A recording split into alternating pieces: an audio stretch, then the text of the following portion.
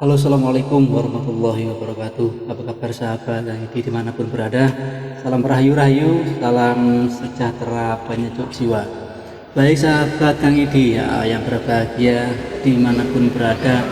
Konten Kang Idi kali ini akan sedikit membahas tentang terjebaknya diri kita dalam tingkatan mukasafah. Apalagi itu Kang Edi ya. Terus sekali lagi terjebaknya diri kita di dalam tingkatan mukasafah. Jadi Kang Edi hanya berbagi pengalaman-pengalaman Kang Edi di masa-masa yang lalu yang pernah Kang Edi alami. Kok kenapa bisa terjebak di dalam tingkatan mukasafah itu ya? Jadi begini, sahabat Kang Edi yang berbahagia dimanapun berada. Jadi kebanyakan dari kita pelaku-pelaku spiritual, kemudian pelaku-pelaku ibaratnya yang mereka ingin mendalami tentang kespiritualannya, ingin mendalami tentang ilmu-ilmu, khususnya ilmu-ilmu Allah ini dengan berbagai macam cara dan dengan berbagai macam versinya.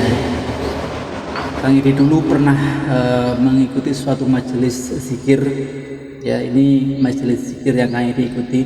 Nanti akan Kang Edi ceritakan tentang kenapa kok temanya terjebak di dalam tingkatan mukasafah ini ya. Dulu bertahun-tahun ya, kurang lebih 5 tahun ya Kang Edi ikut di majelis zikir dengan beberapa metode-metode zikir yang Kang Edi ikutin, dengan beberapa ribu kali zikir yang dilakukan ya, dalam hitungan jam harus sekian ribu, bahkan hitungannya kadang tengah malam sampai hampir subuh juga pernah zikirnya seperti itu. Nah kemudian ini Kang Edi bahas tentang apa yang Kang Edi alami, dan ini juga yang pernah sahabat-sahabat Kang Edi sampaikan ke Kang Edi saat sahabat Kang Edi pernah juga melakukan belajar di tempat lain, tapi bukan di majelis zikir, tapi di sebuah perguruan atau padepokan, bukan dengan berzikir tapi dengan laku meditasi atau semedi. Nah, zikir dan lagu semedi atau meditasi itu hampir sama dalam artian heningnya sama, tujuannya sama, cuman apa yang disebutkan, ritual doa yang disebutkan, yang diucapkan secara batiniah, maksudnya secara sirnya mungkin akrabnya berbeda, caranya, metodenya berbeda, cuma sama-sama mengheningkan diri, mengheningkan ciptanya pada Sang Maha Kuasa. Nah, di dalam zikir, meditasi atau semedi ini nanti ternyata saat Kang Edi ketemu dengan sahabat Kang Edi yang sefrekuensi, walaupun caranya berbeda, Kang Edi dengan berzikir dulu ya, terus temennya Kang Edi di padepokan dengan meditasi atau semedi, ternyata pengalaman-pengalaman spiritnya itu hampir sama. Jadi kalau Kang Edi menyikapinya sesuai pengalaman Kang Edi, kita terjebak di dalam dimensi atau tingkatan di level mukasafah. Jadi sekali lagi, mukasafah itu secara arti ya Kang Edi kurang lebihnya, mohon maaf jika ada kesalahan ini ya, tingkatan di mana kita saat melakukan aktivitas ritual, entah zikir, meditasi, kemudian semedi gitu ya, kita ada saatnya di mana kita akan terbukanya pintu-pintu mukasafah, kasaf dalam artian mulai dibukakan sebuah pengertian, pengetahuan tentang dimensi sebelah.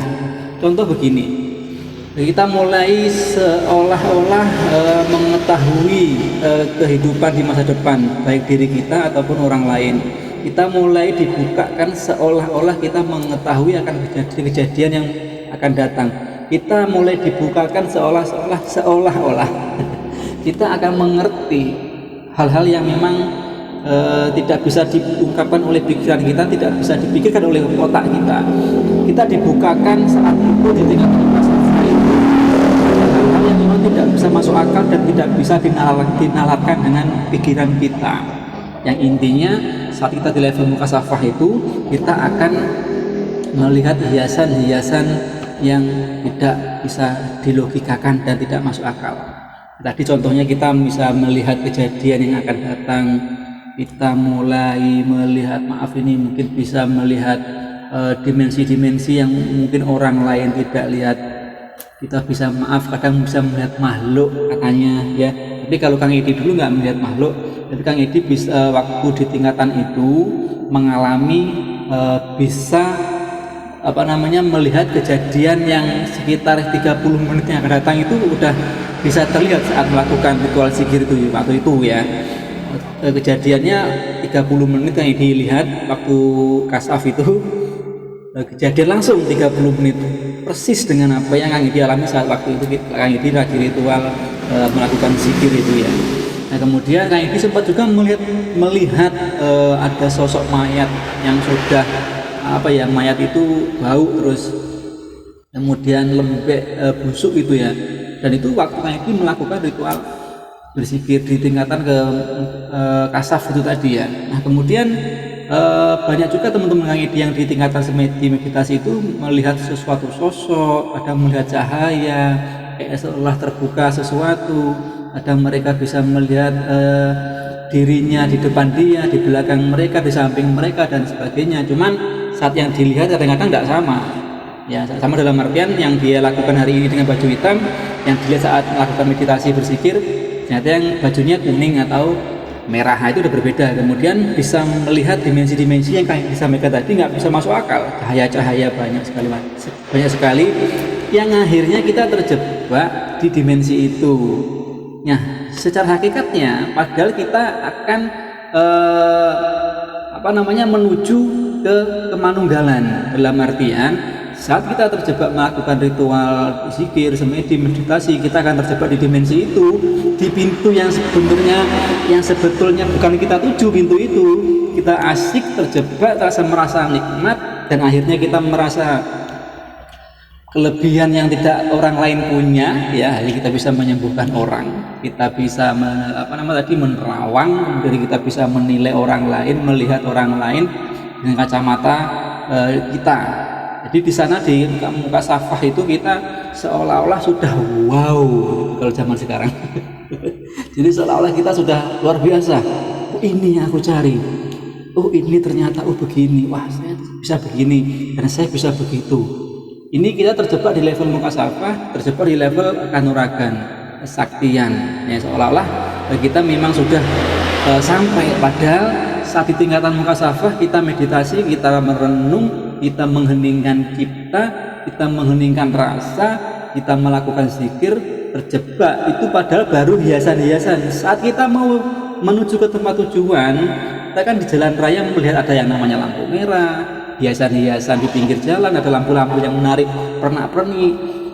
Ternyata dalam tingkatan muka safah itu seperti itu, kita terjebak dalam hiasan-hiasan yang indah-indah saat kita menuju perjalanan. Nah, perjalanan itu sendiri yang seharusnya bukan tujuan utama, tapi kita terjebak di dimensi itu, akhirnya yaitu kita ini berarti yang aku cari. Dan itu banyak yang dialami teman-teman Kang Edi.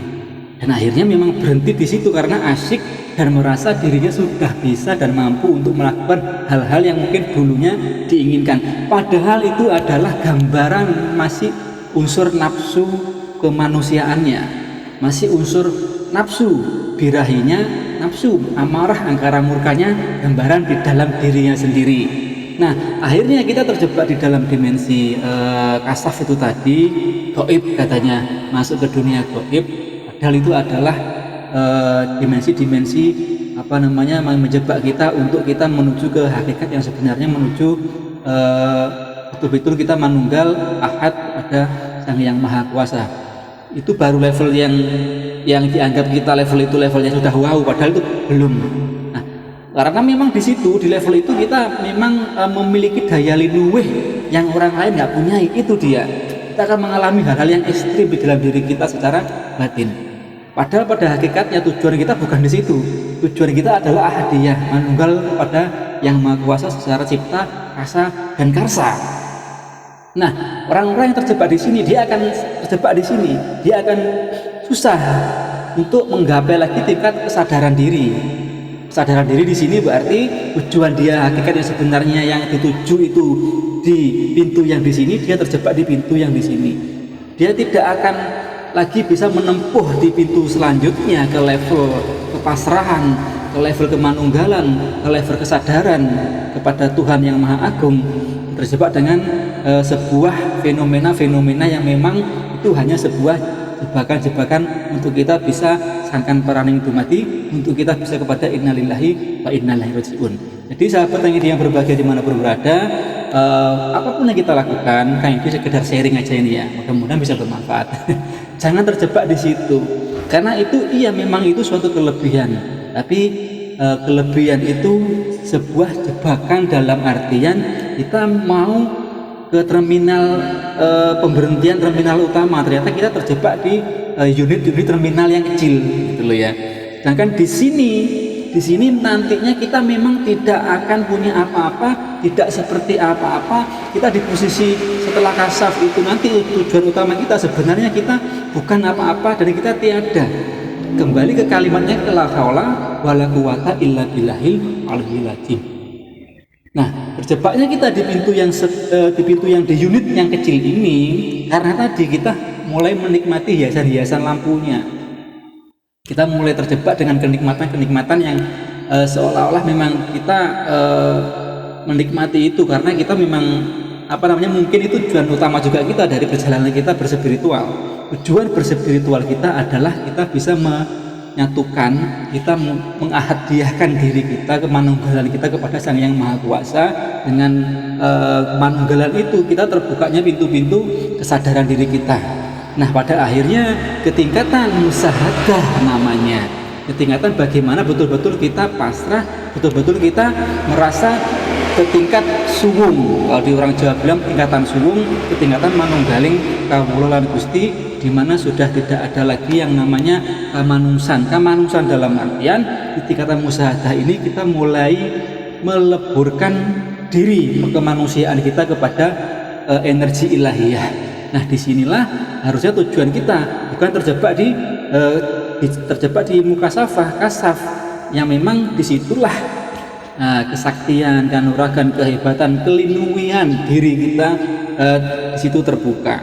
Yang seharusnya sejatinya, hakikatnya kita harus bisa melangkah lagi ke musahadah. Bagaimana kita betul-betul melebur kepada ketuhanan kita, melebur kepada sangkan paraning dumati, melebur kepada kemanunggalan kita kepada Yang Maha Kuasa. Karena saat kita bisa manunggal, kesadaran kita bisa terangkat dengan baik, kita menggunakan kalimat la haula wala quwata illa billahil aliyyil azim itu dengan sungguh-sungguh dan sangat masuk ke dalam diri kita, bahwa sungguhnya kita tidak ada, yang ada hanyalah Allah. Disitulah tingkatan peleburan kita, peleburan sifat kemanungsan kita kepada sifat ilahiyah kita. Disitulah kita merasa nggak punya apa-apa, yang sejatinya kita adalah peleburan kita adalah kemanunggalan kita kepada Sang Yang Maha Kuasa. Berarti kita tidak punya apa-apa, semuanya dipasrahkan kepada Sang Yang Maha Kuasa.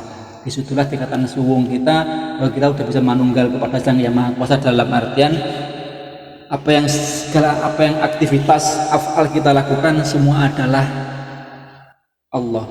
Zat, sifat, asma, af'al itu semuanya adalah Allah. Kita leburkan ke dalam keilahian supaya kita tidak terjebak di dalam sifat angkara murka kemanusiaan di tingkat mukasafah. Di sini disebut juga makanya zikirul fana itu di situ saat kita meniadakan diri kita, yang ada hanya Tuhan. Saat kita bisa menyuwungkan diri kita, yang ada hanya Allah. La haula wala quwata illa billahil aliyyil azim. Mudah-mudahan perjalanan spiritual kita bisa mencapai ke hakikat yang sesungguhnya. Semoga perjalanan spiritual kita bisa sampai ke tahapan suwung, bisa sampai ke tahapan fanaul fana, bisa sampai ke tahapan musahadah. Betul-betul kita bisa meleburkan diri kita, sifat kamanungsan kita, dengki, angkara murka kita, melebur ke sifat ilahiyah. Dan mudah manfaat. Kurang lebihnya kami mohon maaf. Assalamualaikum warahmatullahi wabarakatuh. Salam rahayu, salam sejahtera untuk jiwa.